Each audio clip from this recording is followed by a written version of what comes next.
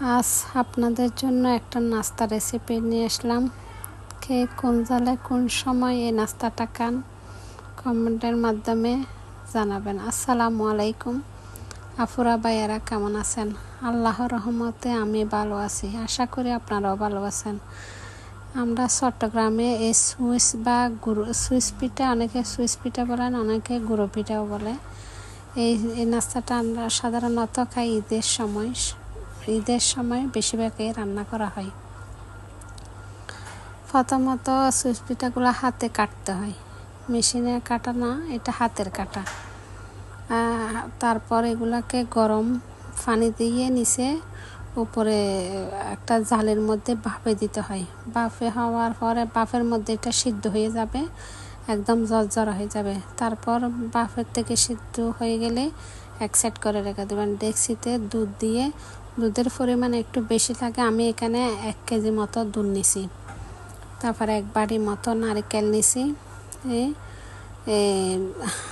আধা কাপ মতো বাদাম কুচি নিছি, আধা কাপ কিশমিশ, স্বাদ মতো লবণ, 4টা এলাচ, 4টা রং, 2টা ডালচিনি, 2টা তেজপাতা। এগুলা স্বাদ মতো চিনি দিবেন, আপনাদের যারা যেভাবে মিষ্টি খান ওভাবে দিবেন। সব উপকরণ একসাথে মিক্স করে কিছুক্ষণ নাড়তে হবে। নাড়ার পর তারপর ওই কনডেন্স মিল্কের থেকে 2 চা চামচ দিয়ে আর একটু নেড়ে চেড়ে দিবেন।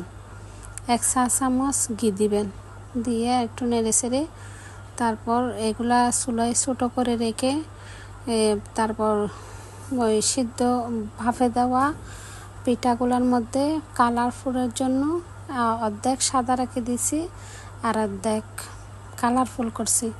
ফুড কালার দিয়ে সবগুলো একসাথে মিক্স করে দিছি।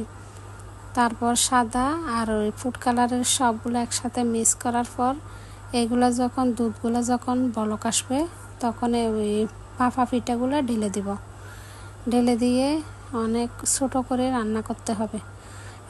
যখন আস্তে আস্তে একটু সিদ্ধ হয়ে আসবে, নামানোর আগে ওই 2 চা চামচ গুঁড়া দুধ উপর থেকে ছিটে দিয়ে ভালো করে একটু নেড়ে দিবেন।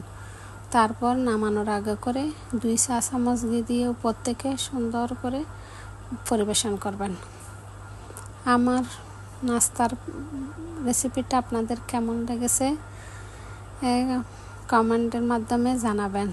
লাইক দিয়ে পাশে থাকবেন এবং পুরো ভিডিওটা দেখার চেষ্টা করবেন। আসসালামু আলাইকুম।